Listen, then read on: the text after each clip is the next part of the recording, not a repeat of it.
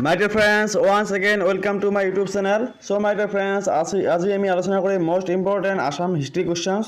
তো বন্ধুসকল পলম নকৰি আজি ভিডিওটো আৰম্ভ কৰোঁ।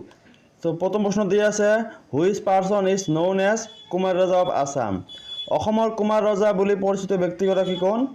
এই অপচনত দিয়া আছে দেৱেশ্বৰ শৰ্মা, বি অপচনত দিয়া আছে আকবৰ হায়দৰী, সি অপচনত দিয়া আছে ভাস্কৰ বৰ্মন এণ্ড ডি অপচনত দিয়া আছে কলনেল কিটিং। বন্ধুসকল যদি উত্তৰটো জানে কমেণ্ট কৰি জনাব। ইয়াৰ শুদ্ধ উত্তৰ অপচন চি, ভাস্কৰ বৰ্মনক কুমাৰ ৰজা বুলি জনা যায়, কুমাৰ ৰজাৰ বুলি জনা যায়। এতিয়া নেক্সট কুৱেশ্যন লৈ কুৱেশ্যন নম্বৰ 2 লৈ আহিছোঁ।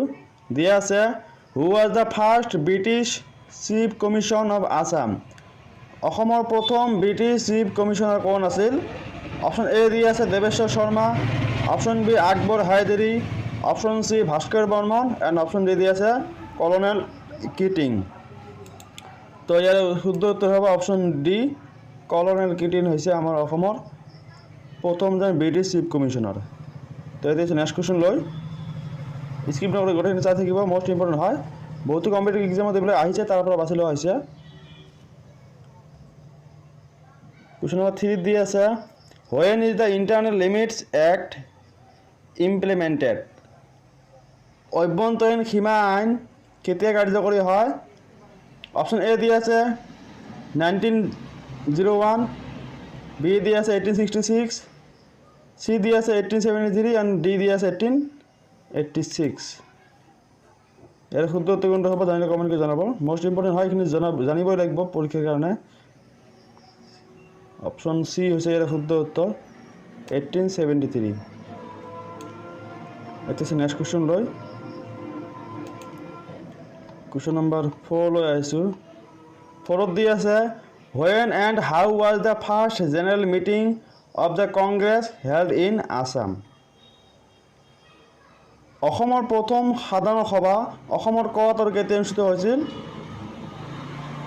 এ অপশ্যনত দি আছে 1901 চনত গুৱাহাটীৰ পাণ্ডুত, বি অপশ্যনত দি আছে 1926 চনত গুৱাহাটীৰ পাণ্ডুত, চি দি আছে 1939 চনত গোৱালপাৰাৰ পঞ্চৰত্নত, ডি দি আছে 1886 চনত ধুবুৰীৰ বিদ্যাপাৰাত।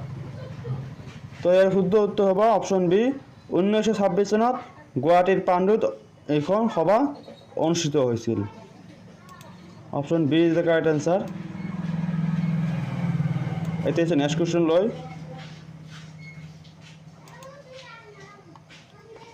কুৱেশ্যন নম্বৰ 5ত দি আছে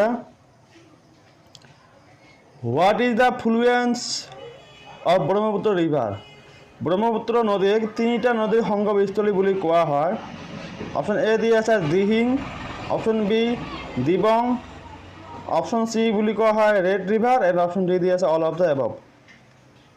কোন 3টা নদীক সংগমস্থলী বুলি কোৱা হয়? ইয়াৰ শুদ্ধ উত্তৰ অল অফ দ্য এবভ, অৰ্থাৎ প্ৰতিটো নামে কোৱা হয়। দিহিং বুলিও কোৱা হয়, দিবং বুলিও কোৱা হয়, ৰেড ৰিভাৰ বুলিও কোৱা হয়।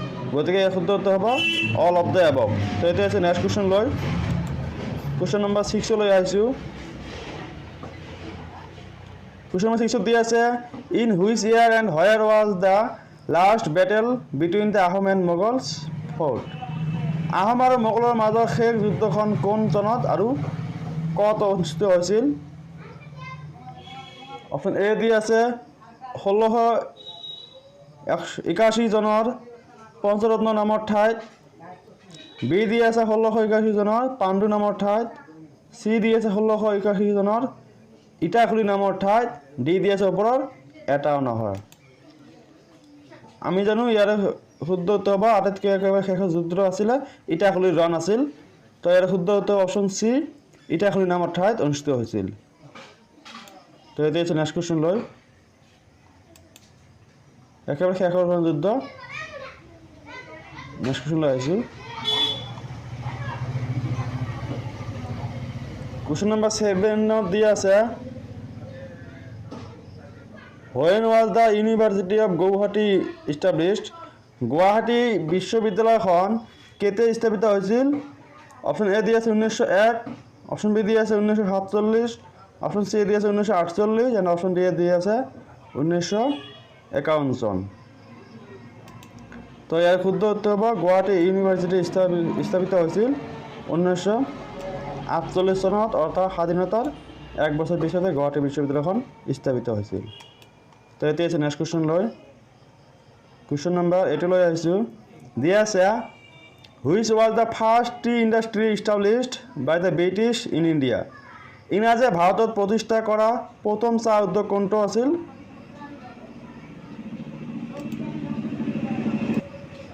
এই অপশ্যনত দিয়া আছে ইষ্ট ইণ্ডিয়া কোম্পানীৰ দ্বাৰা স্থাপিত চাবুৱা চাহ বাগিচা। বি অপশ্যনত দিয়া আছে ইষ্ট ইণ্ডিয়া কোম্পানীৰ দ্বাৰা স্থাপিত চেনিজান চাহ বাগিচা। অপশ্যন চি দিয়া আছে ইষ্ট ইণ্ডিয়া কোম্পানীৰ দ্বাৰা স্থাপিত কাকোজান চাহ বাগিচা, আৰু ডি দিয়া আছে ওপৰত এটাও নহয়। তো ইয়াৰ শুদ্ধ উত্তৰ হ'ব কোনটো জানেনে? তো ইয়াৰ শুদ্ধ উত্তৰ হ'ব অপশ্যন এ ইষ্ট ইণ্ডিয়া কোম্পানীৰ দ্বাৰা স্থাপিত চাবুৱা চাহ বাগিচাখন হৈছে ব্ৰিটিছৰ দ্বাৰা স্থাপিত হোৱা আমাৰ ভাৰতৰ প্ৰথমখন চাহ বাগিচা। তো এতিয়া নেক্সট কুৱেশ্যন লৈ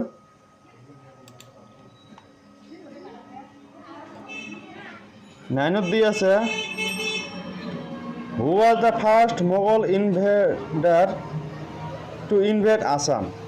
অসম আক্ৰমণ কৰা প্ৰথমজন মোগল আক্ৰমণকাৰী কোন আছিল? অপশ্যন এ দি আছে Muhammad Ibn Bakhtiyar, option B Babur, option C দি আছে জাহাংগীৰ এণ্ড অপশ্যন ডি দি আছে ঔৰংগজেব। তো ইয়াৰ শুদ্ধ উত্তৰ অপশ্যন এ মুহাম্মদ ইবন বখতিয়াই প্ৰথম আমাৰ অসম আক্ৰমণ কৰিছিল। তো এতিয়া নেক্সট কুৱেশ্যন লৈ কুৱেশ্যন নম্বৰ 10 লৈ আহিছোঁ। 10ত দি আছে which Swargadeo of Assam is also' known as Lora ৰজা।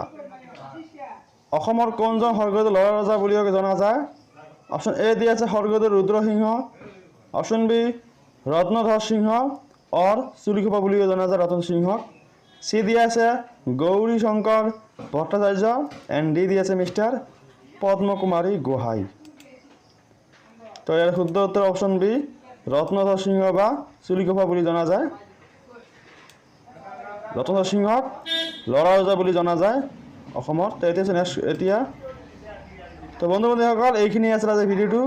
যদি ভিডিঅ'টো ভাল লাগে তেন্তে লাইক কৰিব নাপাহৰিব, কমেণ্ট কৰি জনাব কেনে লাগিছে, বন্ধু বান্ধৱীক শ্বেয়াৰ কৰক, চেনেলটো ছাবস্ক্ৰাইব কৰি ৰাখিব এনেদৰে ৰেগুলাৰ ভিডিঅ' পাই থাকিবলৈ। এণ্ড থেংক ইউ ফৰ ৱাচিং দ্য ভিডিঅ'।